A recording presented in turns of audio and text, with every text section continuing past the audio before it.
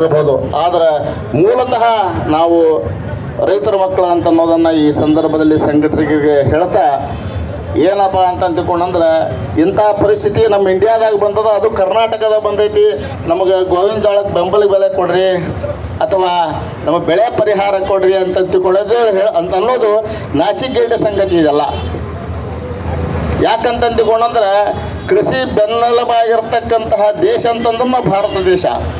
ಭಾರತ ದೇಶ ಬರೀ ಭಾರತಕ್ಕೊಂದು ಆಹಾರವನ್ನು ಕೊಡ್ತಕ್ಕಂಥ ರಾಷ್ಟ್ರ ಅಲ್ಲ, ಇಡೀ ಪ್ರಪಂಚಕ್ಕೆ ಅನ್ನವನ್ನು ಕೊಡ್ತಕ್ಕಂತಹ ರಾಷ್ಟ್ರ ಯಾವುದಾದ್ರೂ ಅದಂದ್ರೆ ಅದು ನಮ್ಮ ಭಾರತ ದೇಶ. ಈ ಭಾರತ ದೇಶಕ್ಕೆ ಕೃಷಿಗೆ ಪ್ರಾಧಾನ್ಯತೆ ಇಲ್ಲ, ಕೃಷಿಕರಿಗೆ ಪ್ರಾಧಾನ್ಯತೆ ಇಲ್ಲ, ಕೃಷಿ ಚಟುವಟಿಕೆಗಳಿಗೆ ಪ್ರಾಧಾನ್ಯತೆ ಇಲ್ಲ ಅಂತ ತಿಳ್ಕೊಂಡಂತಂದ್ರೆ ಇಂಥ ಗತಿ ಯಾರಿಗೂ ಬರಬಾರ್ದು. ಯಾಕಂತಂದ್ರೆ ರಾಜ ಪ್ರತ್ಯಕ್ಷ ದೇವತಾ ಅಂತಾರೆ. ಹಿಂದಿನ ರಾಜ ಮಹಾರಾಜನ ವಿಚಾರ ಮಾಡಲಾಗಿ ಅವರು ಕೆರೆ, ಕೊಂಪಿ, ನೀರು ಮತ್ತೊಂದು ವ್ಯವಸ್ಥೆಯನ್ನು ರೈತರಿಗೆ ಕೊಟ್ಟ ಮೇಲೆ ಸಮೃದ್ಧ, ಅಷ್ಟು ಸಮೃದ್ಧ ಆಗಿವೆ. ಬರೀ ಐ ಟಿ ಒಳಗೆ ಸಮೃದ್ಧ ಆಗಿವೆ, ಅಥವಾ ರೋಡ್ ಆಗ್ಯಾವು, ನಮ್ಮೂರಾಗ ಒಂದು ವಿಧಾನಸಭಾ ಕಟ್ಟ್ಯಾರ, ಅಥವಾ ನಮ್ಮಲ್ಲಿ ತಹಸೀಲ್ದಾರ್ ಆಫೀಸ್ ಬಂದೈತಿ. ಇವು ಅಭಿವೃದ್ಧಿ ಅಲ್ಲ. ನಿಜವಾದ ಅಭಿವೃದ್ಧಿ ಏನಾದರೂ ಅದಂತಂದ್ರೆ ರೈತ ಅಭಿವೃದ್ಧಿ ಆದಾಗ ಮಾತ್ರ ಇವೆಲ್ಲ ಅಭಿವೃದ್ಧಿಗೆ ಪೂರಕ ಅಂತಿಕೊಂಡು ಹೇಳಿ ಸಂದರ್ಭದಲ್ಲಿ ನಾ ಹೇಳಲಿಕ್ಕೆ ಇಚ್ಛಪಡ್ತೀನಿ. ಬಂಧುಗಳೇ, ವಿಚಾರ ಮಾಡ್ರಿ. ಮೊದಲಿಗೆ ನಮ್ಮದು ಕೇವಲ 4 ಕೋಟಿ ಕನ್ನಡಿಗರು ಅಂತಿದ್ವಿ. ಇವತ್ತಿನ ದಿವಸ 7 ಕೋಟಿ ಜನ ಕನ್ನಡಿಗರಾಗಿವೆ. ದೇಶದ ಸಂಖ್ಯೆ 140ರಿಂದ 150 ಕೋಟಿ ಆಗೈತಿ. ಜನಸಂಖ್ಯೆ ಹೆಚ್ಚಿಗೆ ಆಗೈತೆ ಹೊರತಾಗಿ ಕಡಿಮೆ ಆಗಿಲ್ಲ.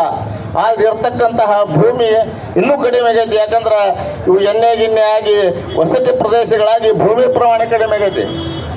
ಈ ನಿಟ್ಟಿನೊಳಗೆ ಎಲ್ಲರಿಗೂ ನೀವು ನೌಕರಿ ಕೊಡ್ಲಿಕ್ಕೆ ಆಗಲ್ಲ. ಸರ್ಕಾರ ಇವತ್ತಿನ ದಿವಸ ಎಲ್ಲರಿಗೂ ನೌಕರಿ ಕೊಡ್ಲಿಕ್ಕೆ ಆಗಲ್ಲ. ನೌಕರಿಗಿಂತ ಮೊದಲೇಕ್ಕೆ ನೀವು ಕೃಷಿಗೆ ಏನಾದರೂ ಪ್ರಾಧಾನ್ಯತೆ ಕೊಟ್ಟರೆ ನಮ್ಮ ಯುವಕ ಮಿತ್ರರಿಗೆ ಒಂದು ಅನ್ನಕ್ಕೆ ಮಾರ್ಗ ಆಕತಿ. ಅಂದ್ರೆ ಕನ್ಯಾ ಕೊಡ್ತಾರ, ಅಂದ್ರೆ ದೇಶ ಅಥವಾ ಅವರು ಮನೆ ಉದ್ಧಾರ ಆಕ್ಕವು. ಎಲ್ಲರೂ ಬೆಂಗಳೂರಿಗೆ ಹೋಗ್ಬೇಕು, ಎಲ್ಲರೂ ಬೆಂಗಳೂರಾಗ ಐ ಟಿ ಬಿ ಟಿ ಮಾಡ್ಬೇಕಂದ್ರೆ ಎಷ್ಟು ಮಂದಿಗೆ ನೀವು ಬೆಂಗಳೂರಾಗ ಕೊಡ್ತೀರ ಸ್ವಾಮಿ? ಇಲ್ಲಿ ಬೇಕಂತಂದ್ರೆ ಇಲ್ಲಿ ವ್ಯವಸ್ಥೆ ಆಗ್ಬೇಕಂತಂದ್ರೆ ಕೃಷಿಗೆ ಪ್ರಾಧಾನ್ಯತೆ ಕೊಟ್ಟಾಗ ಮಾತ್ರ ನೀವು ಸಮಗ್ರ ಅಭಿವೃದ್ಧಿ ಆದಂಗ. ಇದನ್ನು ರಾಜ್ಯವನ್ನು ಆಡಳಿತ ಮಾಡ್ತಕ್ಕಂತಹ ರಾಜಕಾರಣಿಗಳು, ಮಂತ್ರಿ ಮಹೋದಯರು ಬರೆಯೋದು ಗೋವಿನ ಜೋಳದ ಬೆಲೆಗಾಗಲಿ ಅಥವಾ ನಮಗೆ ಬೆಳೆ ಹಾನಿ ಆಗೈತೆ ಅಂತ ಕೊಡ್ರಿ ಅಂತೇಳಿ ನಿಮಗೆ ಭಿಕ್ಷಾ ಬೇಡಕ್ಕೆ ಹತ್ತಿಲ್ಲ ನಾವು ಯಾರು ರೈತರು.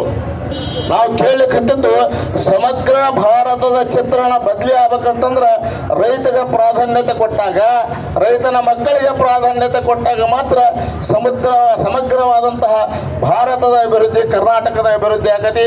ಈ ನಿಟ್ಟಿನೊಳಗೆ ನಾವು ನಿಮಗೇನು ಭಿಕ್ಷಾ ಕೇಳಲಿಕ್ಕೆ ಹತ್ತಿಲ್ಲ.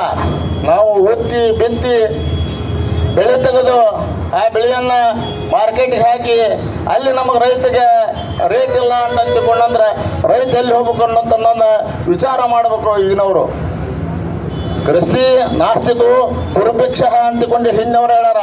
ಕೃಷಿ ಇಲ್ಲ ಅಂತ ಅಂದುಕೊಂಡಂದ್ರೆ ನೀವೇನ